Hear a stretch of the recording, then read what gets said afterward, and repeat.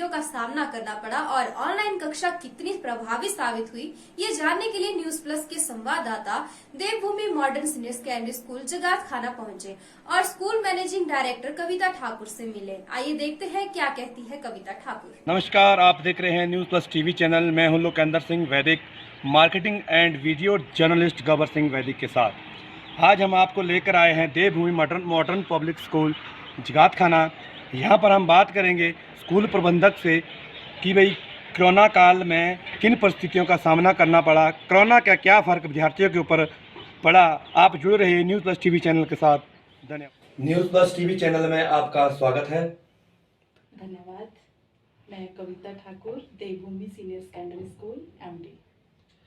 Ma'am, 2 साल लगभग हमारा कोरोना काल का गया। कोरोना काल के दौरान जो हमारी ऑनलाइन शिक्षा की जो नीति हिमाचल सरकार ने चलाई, तो ये कितनी कारगर साबित हुई ऑनलाइन शिक्षा, और इसका क्या प्रभाव हमारे बच्चों के ऊपर पड़ा और आपके स्कूल पर पड़ा?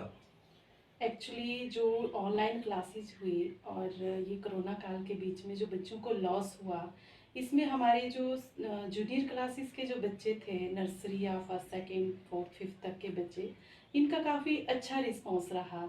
ये बच्चे ऑनलाइन भी ज्वाइन होते थे और इनका होमवर्क भी डेली आता था, टीचर्स को भी प्रॉब्लम नहीं होती थी और पेरेंट्स ने भी इनको कोऑपरेट किया। बट जो हमारी सीनियर क्लासेस के बच्चे थे, उन पे काफ़ी लॉस हुआ, उन पे इस चीज़ का काफ़ी प्रभाव पड़ा, स्टडी पे भी, डिसिप्लिन पे भी और टीचर्स को भी काफ़ी प्रॉब्लम आई। बच्चे क्या करते थे कि ऑनलाइन अपना वहाँ पे क्लास तो ज्वाइन कर लेनी, स्पीकर ऑफ कर देना और अपना कैमरा जो है वो भी ऑफ करना, उसके बाद टीचर्स को कोई पता नहीं होता था बच्चा कहाँ है। तो इसमें क्या हुआ कि जो छोटे बच्चों का रिस्पॉन्स था काफ़ी बेस्ट रहा, बट बड़े बच्चों को काफ़ी प्रॉब्लम आई। तो जिस वजह से स्कूल ने भी सफ़र किया, बच्चे ने भी सफ़र किया और स्टूडेंट ने भी सफ़र किया। तो जहाँ पर नेटवर्क इशू था या किन्हीं बच्चों से संपर्क नहीं हो पा रहा था, उस चीज़ को आप लोगों ने कैसे मैनेज किया? एक्चुअली ये भी काफ़ी प्रॉब्लम रही, नेटवर्क प्रॉब्लम भी रही और बहुत सारे पेरेंट्स ऐसे थे जिनके पास फ़ोन नहीं थे, आईफोन नहीं थे, जिनको बहुत प्रॉब्लमें आई। तो उनको क्या होता था, कैसे किसी के पेरेंट्स जॉब करते थे या इधर उधर होते थे, तो उनको फिर मेरे टीचर शाम को जाके होमवर्क भेजते थे या किसी की पर्सनल क्लासेस भी लगाइए ताकि बच्चे का लॉस ना हो। तो अभी जब 2 साल के बाद आपके स्कूल खुले, तो 2 साल के बाद जब बच्चे पाठशाला में आए पढ़ने के लिए, तो उनके मतलब कितना चेंजिंग हुआ था 2 साल के पीरियड के दौरान, इस विषय में आप क्या कहना चाहेंगे? सबसे पहले तो मैं डिसिप्लिन पे जाऊंगी, क्योंकि 2 साल के बाद जब बच्चा स्कूल आया तो उसकी सीटिंग बिल्कुल ख़त्म हो चुकी थी और उसका डिसिप्लिन ख़त्म हो चुका था। उसको ये पता नहीं था कि मैं स्कूल में आ चुका हूँ, मुझे टीचर से कैसे बात करनी है, क्लास में कैसे बैठना है। तो उसके बाद हमें कम से कम 15 दिन तो हमें बच्चों को डिसिप्लिन सिखाने में लगे और उनकी सीटिंग में लगे। उसके बाद जो है बच्चों ने काफ़ी अच्छा हमें रिस्पॉन्स दिया और बच्चे काफ़ी खुश थे। जब उन्होंने ऑफलाइन जब क्लासेस शुरू की तो बच्चे काफ़ी खुश हुए और काफ़ी अच्छा रिस्पॉन्स आने लगा।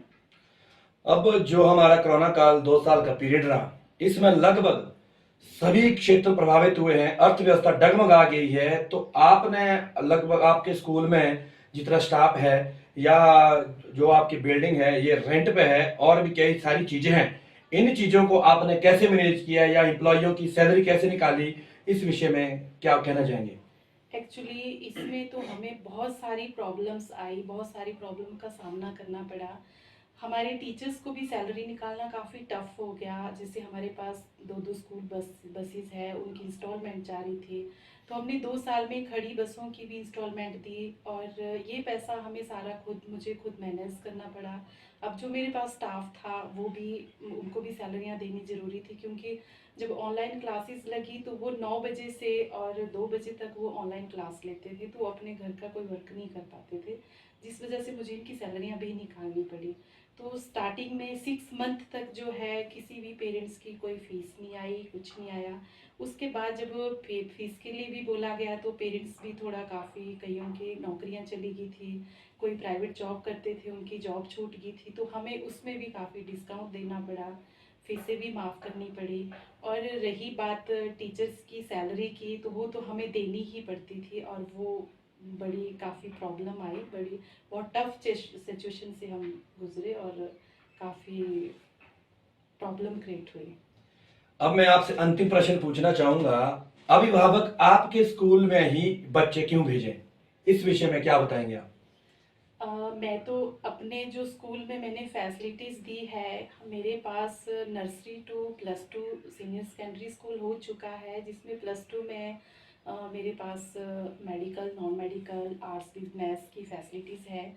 Then 10th and plus two का मेरा इसका HP धर्मशाला बोर्ड का जो सेंटर होता है वो मैंने अपना ले लिया हुआ है।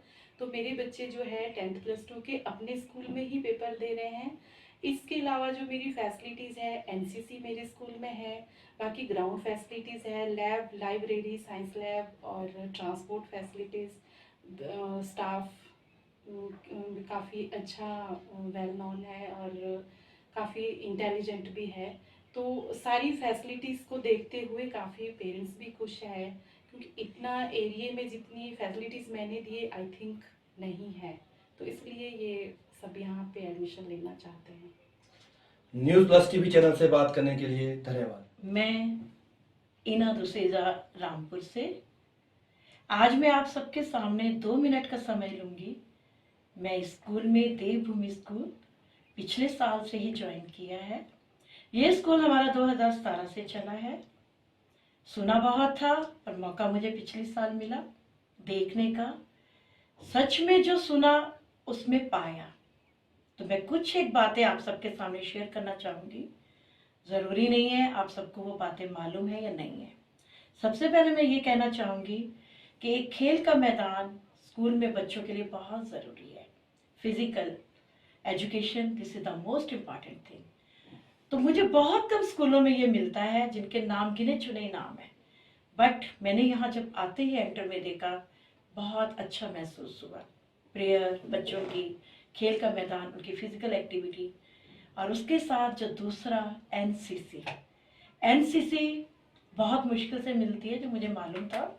हमने की थी तो मैं भी ये चाहती थी कि बच्चों को मिले और वो ज्वाइन करें, बट वो फैसिलिटी मुझे इस स्कूल में दिखी। और आपको ये मालूम हो, हर महीने एनसीसी करवाने हमारे आते हैं, जो बहुत अच्छी बात। तीसरा मैं पॉइंट आपको ये बोलना चाहूँगी कि लाइब्रेरी, कंप्यूटर रूम्स मैक्सिमम सब स्कूलों में है, जो मेरे स्कूल में भी हैं। It's very nice. ट्रैफिक नहीं है क्योंकि स्कूल थोड़ा सा सड़क से ऊपर है, बच्चा इसमें सेफ है क्योंकि बच्चा नर्सरी से लेके प्लस 2 तक का स्कूल है। तो नर्सरी छोटा बच्चा है, तो उसके लिए मुझे ये सबसे बड़ा बेनिफिट दिखा कि ये ट्रैफिक नहीं है। नंबर 2, एटमॉस्फेयर बहुत अच्छा है, एटमॉस्फेयर। और एक जो मैं फैसिलिटी आपको ये बताना चाहूँगी कि हमारे स्कूल में, देवभूमि स्कूल में, जो बच्चे स्टडी में स्कॉलरशिप में आते हैं 10,000 रुपया उनको मिलता है। बहुत बड़ी उपलब्धि है।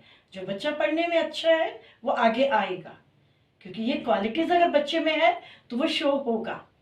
मैं ज़्यादा इसलिए बोल रही हूँ क्योंकि मैंने जो जो बातें सुनी मैंने पाई, और मैं ये चाहती हूँ कि आप सब आओ, पहले देखो, परखो।